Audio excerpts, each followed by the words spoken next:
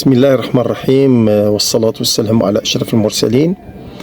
إخواني أخواتي متتبعي صفحتي عبر قنوات التواصل الاجتماعي، بطبيعة الحال معكم سعيد شرمتي، رئيس جمعية الريف الكبير لحقوق الإنسان.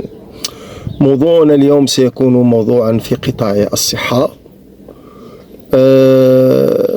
محوره بأنه غدا إن شاء الله يوم الثلاثاء سيقوم معالي وزير الصحة أي الطلب بزيارة إلى إقليم الناظور. بالضبط سيتجه نحو جماعة بني شكار القروية، وهي جماعة شبه نائية بإقليم ديال الناظور، قصد تدشين مركز صحيا من الصف الأول، وذلك في إطار سياسة الوزارة المتعلقة في فتح مجموعة ديال المراكز الصحية. وهذا المركز هذا هو اللي غادي يحظى بشرف التدشين ديالو من قبل معالي الوزير، كما سيقدم الوزير على تدشين عدد مهم من المراكز الصحية على مستوى جهات الشرق، انطلاقا عن بعد وانطلاقا من ذات المركز في تلك الجماعة المذكورة. الواقع اللي خصنا نتنبهوا له بأنه فريمون الوزارة كتفتح مجموعة ديال المراكز وكتجهزها بمجموعة ديال التجهيزات الطبية المهمة والمتطورة، ولكن مع الأسف الشديد كيكون جل هذه المراكز الصحية تفتقد للموارد البشرية، أما أطباء أو مسعفين أو مولدات إلى جل ذلك من الإمكانيات.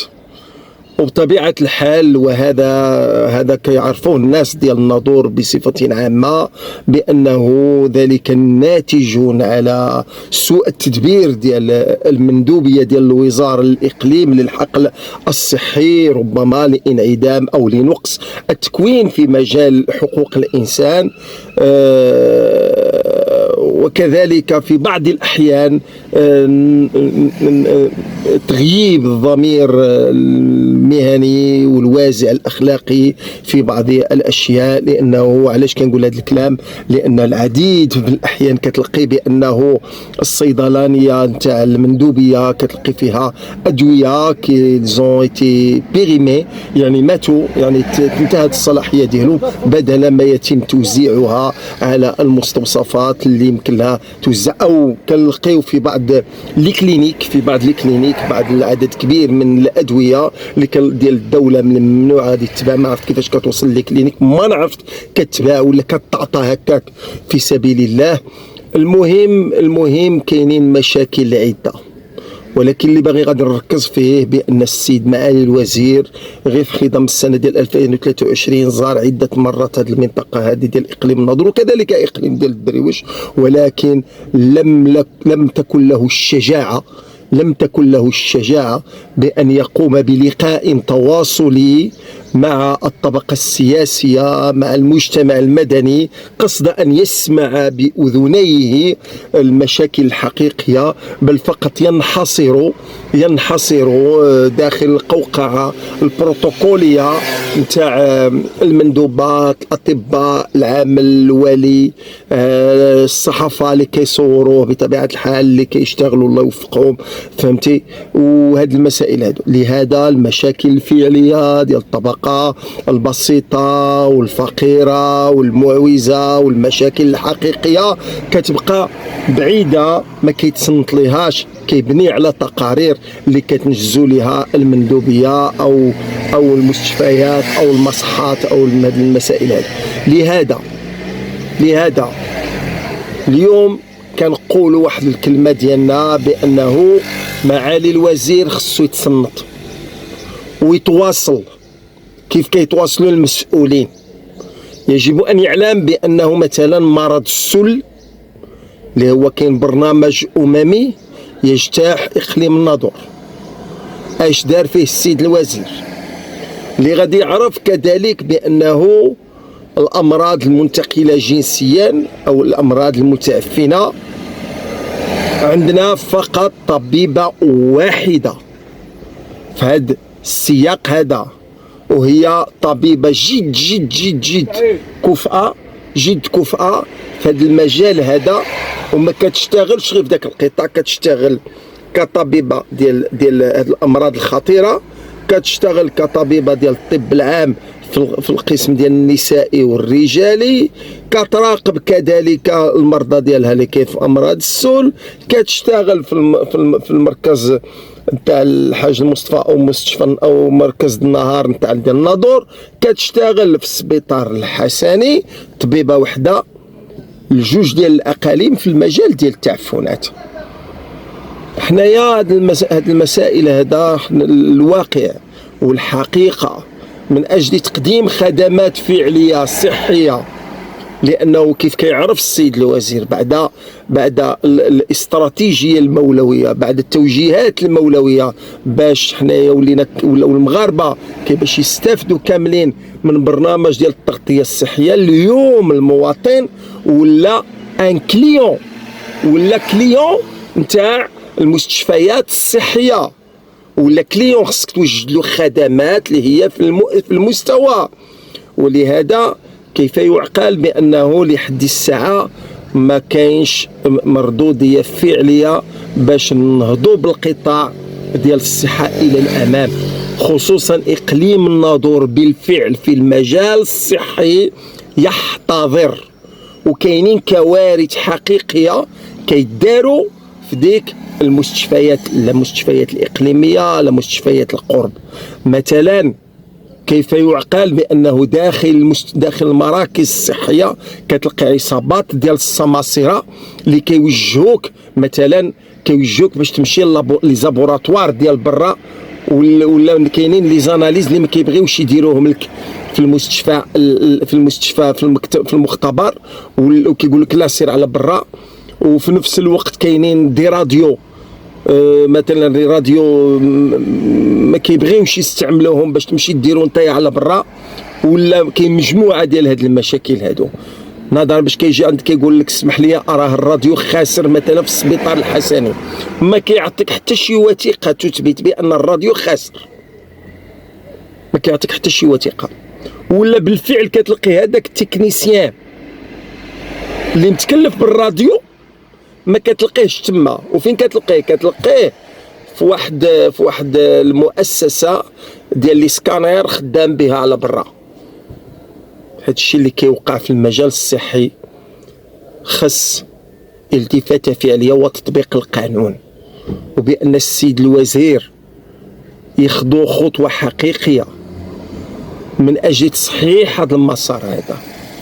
حنايا شيء جميل تكون عندنا مؤسسات مفتوحه مبنيه على حقها وطريقها، فيها المعدات، بحال دابا لو سونتر ديال المركز الصحي ديال بني شكر من الصنف الاول، ولكن ما بغيناش يكون خاوي. حيت هو عندنا هنايا مثلا في بلينصار المركز الصحي رقم 2 زرواله باريتشينو، وبطبيعه الحال فيه طبيب واحد. المولدات ما كاينينش في المركز الصحي بلينصار حتى هو من الصنف 2 عندنا هنايا في وسط المدينه المولده ما كايناش، عدد ديال الموارد البشريه شبه ما كايناش. اذا كيفاش غادي نمشيو لقدام بهذا المجال هذا؟ اضافه السيد الوزير الصحه خصو يعرف بان كاينه اشكاليات اخرى، مثلا المدمنين على المخدرات، لي بسيكو كذلك الناس الحماق، اش غادي نديرو معاهم السيد الوزير؟ هادو مشاكل اللي خص توضع لهم حلول ايجابيه وانيه. المستشفى الحسني باش دير فيه العمليات ما هي ملونها. تصور معايا الطباخ ديال بعض الاطباء كيخليو العمليات اللي باش يديروهم في المستشفى الحسني وكيوجهوك لي كلينيك. علاش يوجهوك لي كلينيك؟ خص تكون تما واحد المراقبه. السيد اللي غادي يدير عمليه، السيد اللي غادي يدخل المستشفى الحسني وتصنفات له عمليه جراحيه ومشى دارها في الكلينيك، خصنا نفتحوا بحث وتحقيق علاش مشى دارها في الكلينيك. واش ما تاقش، واش داك الطبيب اللي تما في السبيطار الحسني بدون جدوى ما كينفعش. والفضيحه الكبيره باش تلقي بان نفس الطبيب اللي عاينه في المستشفى الحسني هو اللي دار له العمليه في الكلينيك. هنايا كاينين مشاكل. الوزير خصو يجلس مع المجتمع المدني، يجلس مع السياسيين الشرفاء، ماشي اللي في الكرشهم العجينه وطلعوا بالفلوس وكنقولوها بالفلوس، ولا طلعوهم المسؤولين اللي تلعبوا في الانتخابات، ولا طلعوهم الناس اللي قطعوا على السياسيين الفعليين الطريق بالقوانين التنظيميه باش ما يترشحوش ضد دوك الناس. وفي سياق التآلف الحكومي كنتمنى من الوزير باش غادي يسول فين مشى الشباب ديال بني شكر، فين مشى الشباب ديال فرخانه اللي غادي يدوز عليها في الطريق، فين مشاو الشباب ديال زغنغان، باش يوصلها، باش يكون في المجلس الحكومي يوصلها الرئيس الحكومه، غادي يقول له بان الناظور القوه الضاربه ديالو وهو الشباب. كل شيء حرق، كل شيء مشى دار الهجره السريه، كل شيء هرب، وبان الحكومه فشلات باش توفر جميع ظروف الاستقرار للشباب المغربي، باش يعرفها هذه وتوصلها للسيد رئيس الحكومه. كنتمناو من الزياره للسيد وزير الصحه لبني شكر وتدشين ديال الاخر، مثلا غادي يفتح شي، قالوا لي شي 47 مركز صحي ولا شي حاجه. كنتمناو على الاقل في كل مركز صحي يكون فيه طبيب، بما يبين غادي تعطينا واحد 47 طبيب، وغادي تعطينا واحد 47 ضربها في شي 5 ديال الفرمليليه ولا 6 ياك، وضربها في شي 47 مولده. وبهذه الطريقه هذه غادي تكون السيد الوزير نجحتي معنا. ولكن باش غادي تبنيني لا ديور مقرات ونديروا فيها معدات غادي يرشاو بدون بلا ما يتحركوا، هذا ما عنده معنى، غير بروباغندا بوليتيك، سي ان بروباغندا بوليتيك ديال الحكومه. رغم ذلك كل حاجه اللي جات مرحبا بها، يمكن نستفدوا منها. الاخوه الاخوات، هذه هي النازله، وتحياتي لكم، والسلام عليكم ورحمه الله تعالى وبركاته.